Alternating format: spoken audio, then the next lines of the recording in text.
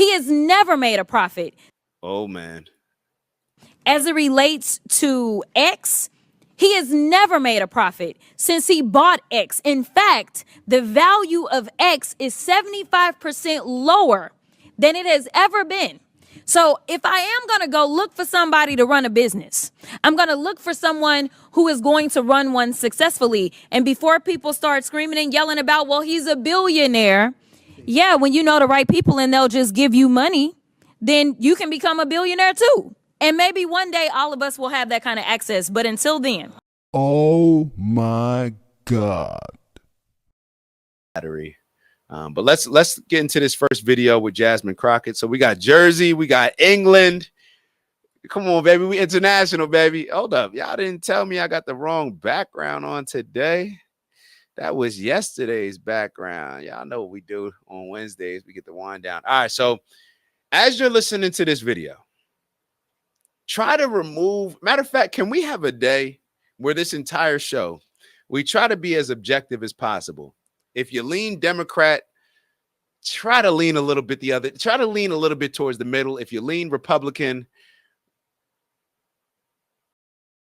you're on the right path. Nah, let me stop. If you lean Republican, conservative, I'm not gonna say if you lean conservative, maybe try to lean and understand. We're giving grace today. So maybe that's the better way to say it. You don't have to change the way you're leaning, but can we try to give grace to the other side? Because if not, then we're just going to get more and more radicalized and the world is going to be destroyed. And then we'll just have to start over with a new race.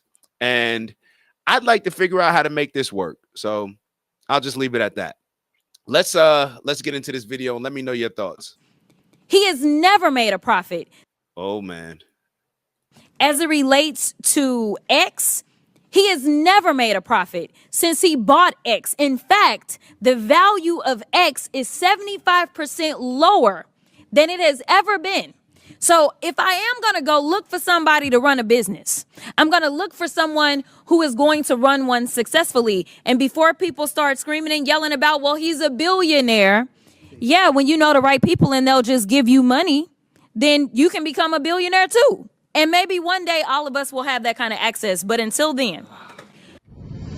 Y'all know what it is. It's Dak from the OG Network. And I just want to thank y'all. That's right, to thank y'all for all of your tremendous support over the years, whether you've been rocking with us from the beginning or maybe this is the first show that you're checking out on the network. We want to thank you nonetheless.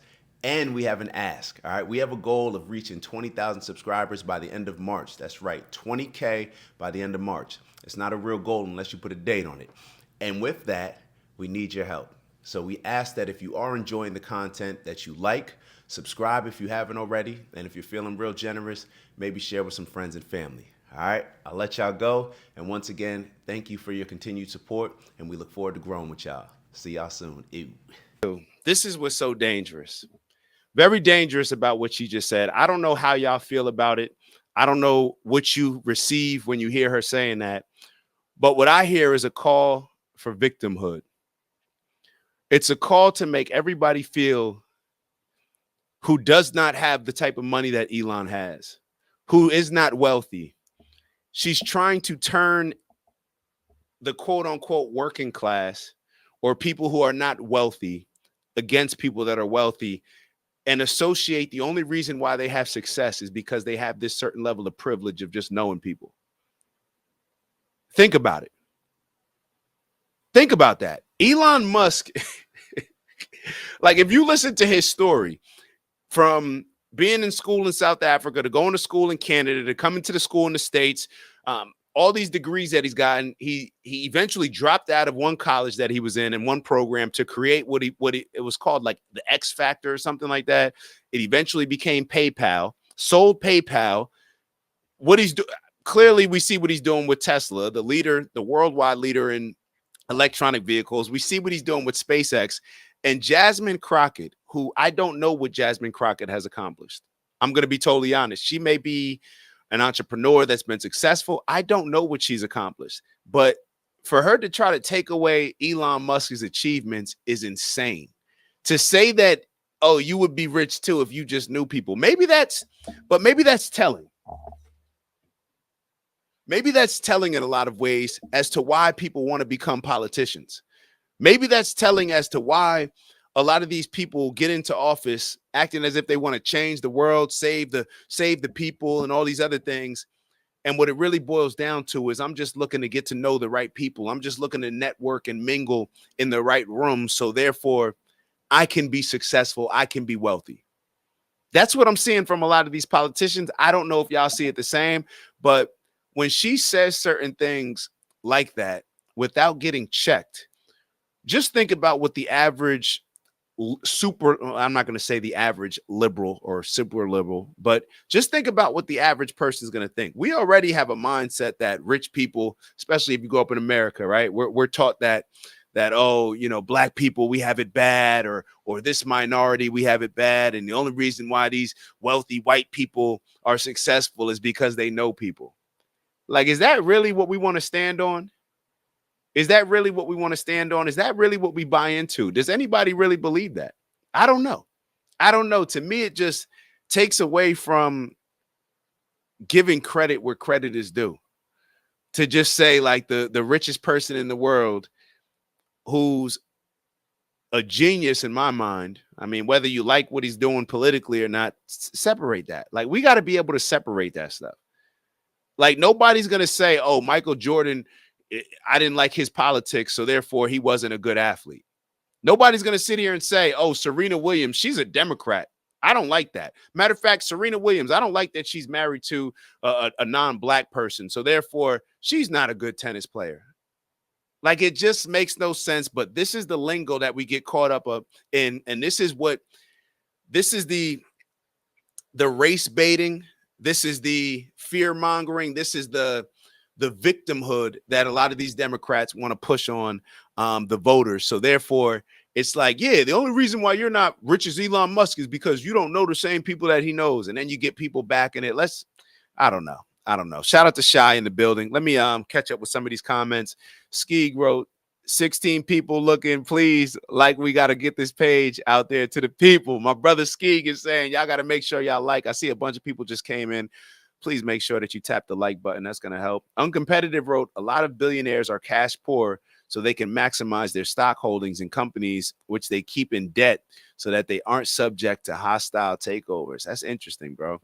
Like I said, shout out to Shy in the building. All right, let's move on to this other Jasmine Crockett video that I wanted to show you guys. Let me hide this on the screen for a second. There was another Jasmine Crockett video that I want to show. One of the biggest things that comes up with Donald Trump is this divisiveness, right? We always hear about people acting as if Donald Trump is trying to divide the country. And I actually want to ask y'all this. What are y'all thoughts on when you think about the Democratic Party? It's supposed to be the party of democracy, right? It's supposed to be the party that's centered around the people. And I think we've spoken about this on some previous shows.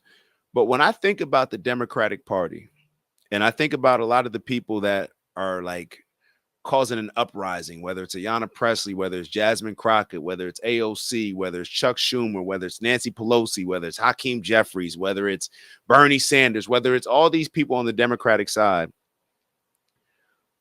do y'all not realize that the majority of the country, or let's say this, the majority of the people that voted, they voted for Trump. He won an election.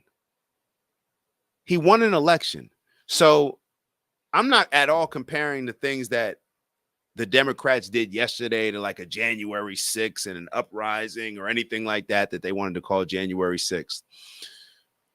But my question is that if you're a democracy and the country votes for Donald Trump to be president, then isn't it your duty based on your principles of democracy to get behind the things that Donald Trump is doing, to convince your base to say, hey, you know, we believe in free and fair elections. We believe in democracy. So therefore, the country voted for Donald Trump and the agenda that he's pushing, the policies that he's pushing. So we're still going to push the things that our people want us to represent. However, we can't oppose Donald Trump and the Republican Party the way that they're doing now because we're all supposed to be on a team. Now, what I just said, a lot of people may say that they don't agree with it. What I would like y'all to think back to a time where you were on a team, whether it's sports, whether it's at work, regardless, whatever it is, family. I'm going to relate it to sports because y'all know I always do that. When I think about sports, and I think I used this example the other day, but I'm going to change it up a little bit. When you're on a team, let's say that you have a team vote. The team votes on, I don't know. I'm trying to think of some of the things that we voted on, some of the silly things, like whether to put names on the back of jerseys, whatever. But let's just say that the team had a vote for captains. Let's say that we voted for captains on a team. This is actually a real thing. You vote, the players vote for who the captains are going to be. I'm not sure the coach's influence, but let's just say the players are voting. The players vote for certain captains. If half of the team, or let's say 30% of the team, they voted for captains that did not get picked as captains because the majority of the other players voted for the other captains. Do you think that it makes sense for those 35% of the people that did not vote for the captains, that the people that became captains, 35% of the team did not vote for them? Should they say, "Oh, we oppose that. We're not playing. We're not supporting the team anymore. I'm not going to block for this guy. I'm not going to participate and help this player that's on my team." If we're all supposed to be on the same team as America, as the united, keyword united states of America, right? So why is it any different with how the Democrats moved last night when they're booing the stuff that Trump was pushing, when I think across the board, they've been trying to push this divisive nature. And I'm getting ready to show y'all this video that I believe is an example of that. But why do we think that it's okay for them to separate us the way that they've done? This is the same divide and conquer that we've seen in a lot of different ways, and it never plays out to benefit the people that are actually being divided. Divide and conquer always benefits the people that are trying to divide us. So if it's Black people with crab in the barrel mentality being divided, if it's the United States of America with this mentality to be divided, if it's the United States and Canada to be divided, if it's United States and Mexico, whatever it is, it's usually the people that are doing the dividing that have found a slick way to finesse the situation.